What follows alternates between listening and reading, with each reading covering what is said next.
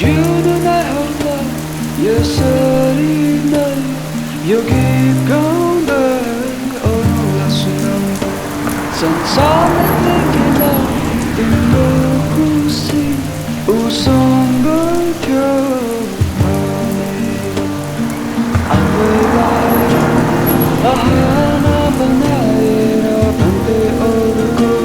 परवाह थिएन सबैलाई दिएको थियो